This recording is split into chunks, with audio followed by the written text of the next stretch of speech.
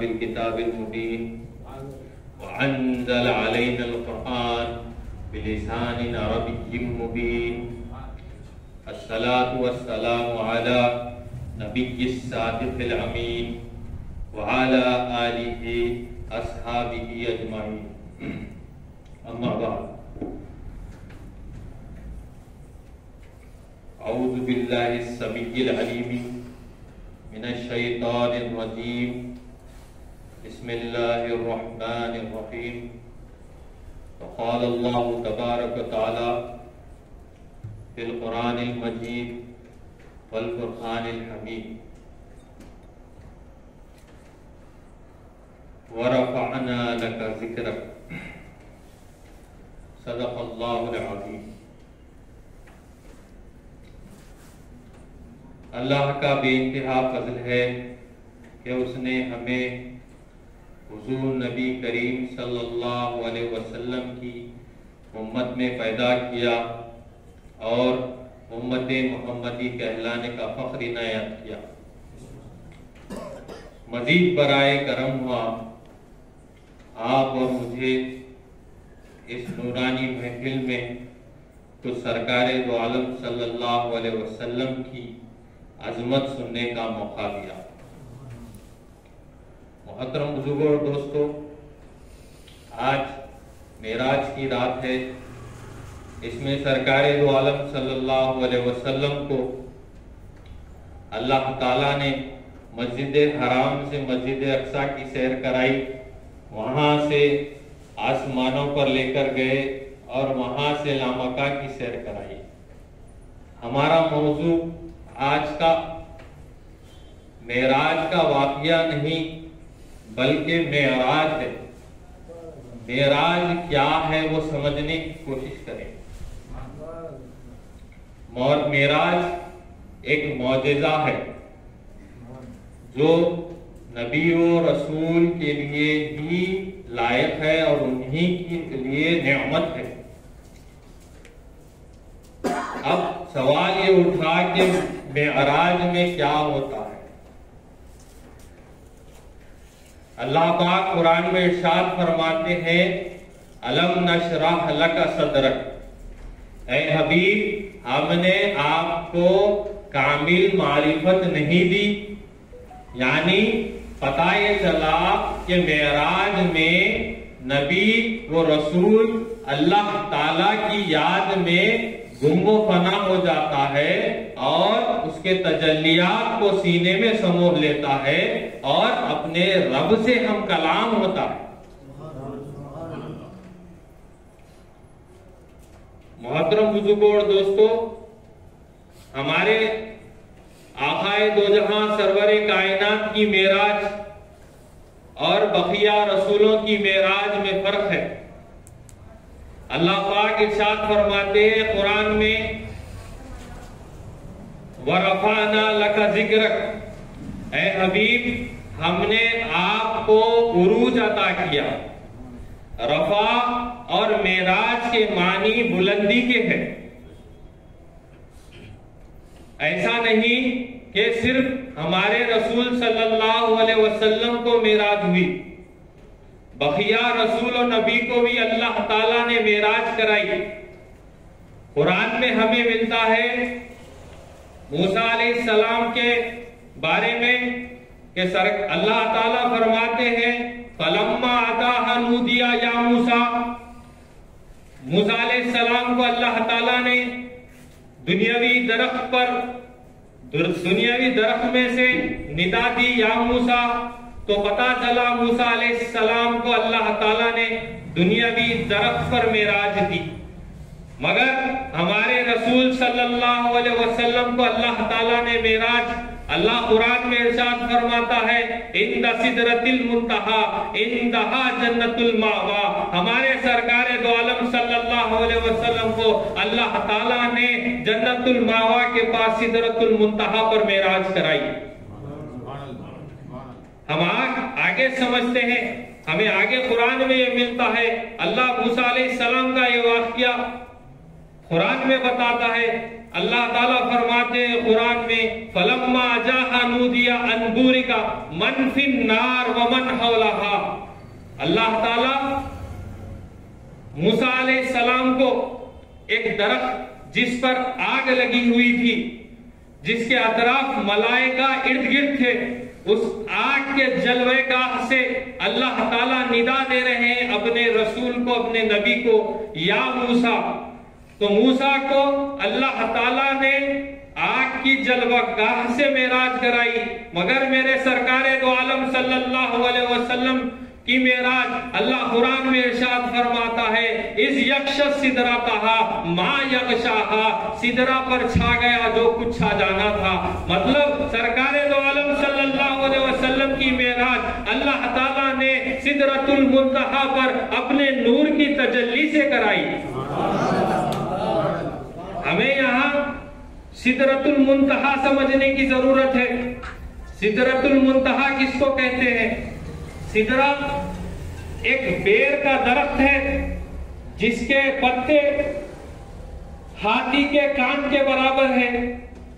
اسے منتہا اس لیے کہا جاتا ہے کہ اللہ تعالیٰ کی جتنی مخلوق ہے اس حد کو پار نہیں کر سکتی سوائے میرے رسول صلی اللہ علیہ وسلم کے۔ محترم بزرگوں، چنانچہ معراج ہجرت سے 2 سال پہلے 27 رجب المرجب کو پیر کی رات میں پیش آئی۔ محترم بزرگوں اور دوستو، حضور آقا علیہ الصلوۃ والتسلیم کو اللہ تعالی مسجد حرام سے مسجد اقصی، وہاں سے آسمانوں کی سیر اور وہاں سے لامکان تک اللہ تعالیٰ نے انہیں سیر کرائی۔ ایسا نہیں، سرکار دو عالم صلی اللہ علیہ وسلم کو پہلے ہی سے ان چیزوں کا علم تھا۔ ایسا نہیں تھا جب آپ جنت و دوزخ کا مشاہدہ کر رہے تھے کہ انہیں تب پتا چلا کہ کون جنتی ہے کون دوزخی۔ سرکار دو عالم صلی اللہ علیہ وسلم پہلے سے ہی جانتے تھے کہ کون جنتی ہے اور کون دوزخی۔ کچھ لوگ یہ اس میں اختلاف کرتے ہیں کہ سرکار دو عالم صلی اللہ علیہ وسلم کی معراج خواب میں ہوئی یا روح کے ساتھ ہوئی، مگر ہمارے امام اعظم ابو حنیفہ رضی اللہ تعالیٰ ارشاد فرماتے ہیں معراج خبر المعراج حق من رده فهو مبتدع ضال۔ معراج کی خبر حق ہے، جو اس کا انکار کرے وہ گمراہ ہے اور بدعتی ہے، یعنی جو بدعتی ہوتا ہے وہ جہنمی بھی ہوتا ہے۔ محترم بزرگوں اور دوستو، ہمارے وہم میں یہ بات آتی ہے جب معراج کا ذکر ہوتا ہے تو ہمارے وہم میں یہ بات آتی ہے کہ آسمانوں کی سیر معراج ہے۔ کیا ہم سمجھے آسمانوں کی معراج، آسمانوں پہ سیر کرنا معراج ہے؟ ہمیں قرآن میں ایک قصہ ملتا ہے، اللہ تعالیٰ عیسیٰ علیہ السلام کی شان میں یہ آیت کریمہ نزول کرتے ہیں کہ اللہ تعالیٰ جو لوگ عیسیٰ علیہ السلام کو قتل کر دیے ہوئے سمجھ رہے ہیں تو ان سے کہہ دو کہ اللہ تعالیٰ نے انہیں آسمانوں کی سیر کرائی۔ پتہ ہے چلا آسمانوں کی سیر کرنا کوئی بڑی بات نہیں۔ کیا ہم یہ سمجھتے ہیں کہ جنت و دوزخ کا مشاہدہ کرنا معراج ہے؟ ہمیں تفاسیر میں یہ ملتا ہے کہ موسیٰ علیہ السلام جب کوہ طور پر اللہ کے دیدار کے لیے گئے، اللہ تعالیٰ نے انہیں وہاں ٹھہرے زمین جو جنت اور دوزخ کا مشاہدہ وہیں سے کرا دیا۔ تو پتہ یہ چلا جنت اور دوزخ کا مشاہدہ کوئی بڑی بات نہیں۔ کیا ہم سمجھے براق کی سواری معراج ہے؟ ہمیں یہ تفاسیر میں ملتا ہے کہ سلیمان علیہ السلام کے زمانے میں براق زمین پر رہا کرتے تھے اور آپ علیہ الصلوۃ والتسلیم نے اللہ کی محبت میں انہیں ان کی راہ میں قربان کر دیا۔ تو پتہ یہ چلا کہ براق پر سوار ہونا کوئی بڑی بات نہیں۔ کیا ہم یہ سمجھے کہ نبی وہ رسول سے ملاقات کرنا معراج ہے۔ ہمیں قرآن میں ملتا ہے آدم علیہ السلام جب جنت میں تھے، تمام اپنی اولاد کو دیکھے، اس میں نبی اور رسولوں کا مشاہدہ کیا، اس میں داؤد علیہ السلام سے ملاقات کی، اور اپنی عمر مبارکہ میں سے 10 سال انہیں داؤد علیہ السلام کو عطا کر دی۔ تو معلوم ہوا کہ انبیاء اور رسول سے ملاقات کرنا کوئی بڑی بات نہیں۔ کیا ہم یہ سمجھتے ہیں سینے مبارکہ کا شق ہونا اور دل مبارکہ کا دھویا جانا معراج ہے؟ ہمیں ایک قصہ قرآن میں ملتا ہے حضرت طالوت علیہ السلام کے بارے میں۔ حضرت طالوت علیہ السلام کے یہاں کچھ فرشتے پاس آئے ایک صندوق لے کر، جس کو تابوت سکینہ کہتے ہیں۔ اس تابوت میں ایک انبیاء علیہ السلام کے تصویر موجود تھے، اور ایک بلی کا سر تھا جو علم غیب جانتا تھا، اور ایک سونے کی تھال تھی جس میں انبیاء علیہ السلام کے دلوں کو دھویا جاتا تھا۔ تو معلوم ہوا وہ زمانے میں بھی انبیاء علیہ السلام کے دلوں کو دھویا جاتا تھا۔ تو پتہ یہ چلا کہ دل مبارک کو دھویا جانا کوئی بڑی بات نہیں۔ کیا ہم یہ سمجھے رفتار معراج ہے؟ ہمیں ایک واقعہ قرآن میں ملتا ہے حضرت سلیمان علیہ السلام کا۔ حضرت سلیمان علیہ السلام ایک موقع پر اپنی قوم کو حکم دیتے ہیں کہ مجھے تخت بلقیس چاہیے۔ آپ کی قوم میں سے ایک جن کھڑا ہوا جس کا نام زکوان تھا، وہ کہنے لگا اے اللہ کے نبی، میں آپ کی اس مجلس ختم ہونے سے پہلے وہ تخت کو لا کر دکھاؤں گا۔ آپ نے کہا مجھے اس سے پہلے چاہیے۔ تو آپ کی قوم میں سے ایک شخص کھڑا ہوا، وہ کہنے لگا آپ کے پلک جھپکنے کے ارادے سے پہلے آپ کے تخت بلقیس کو لا کر دکھاؤں گا۔ محترم بزرگوں اور دوستو، یہاں یہ بات غور کرنے کی ضرورت ہے کہ جب اللہ کے ایک شخص جب حضرت سلیمان علیہ السلام کو یہ بتائے کہ میں آپ کے پلک جھپکنے سے پہلے ارادے سے پہلے تخت لا کر دکھاؤں گا، تو چنانچہ آپ علیہ السلام نے اپنے پاس وہ تخت کو پایا اور کہنے لگے ھذا من فضل ربی، یہ میرے رب کا فضل ہے۔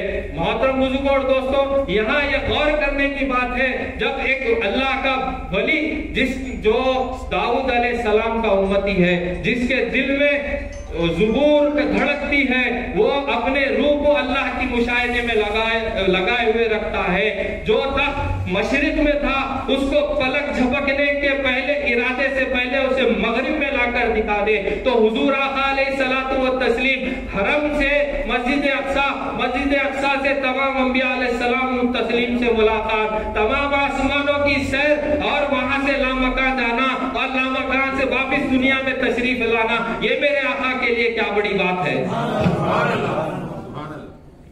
چنانچہ ہمیں یہ بات معلوم ہوئی کہ انبیاء علیہ السلام سے ملاقات معراج نہیں، جنت و دوزخ کا مشاہدہ معراج نہیں، دل مبارک کا دھویا جانا معراج نہیں، اور فرشتوں سے ملاقات کرنا معراج نہیں، براق کی سواری معراج نہیں، اور تیز رفتار معراج نہیں۔ پھر یہ سوال ہوتا ہے کہ آخر معراج کیا ہے؟ اللہ پاک قرآن میں ارشاد فرماتے ہیں ثم دنا فتدلا فکان قاب قوسین او ادنا۔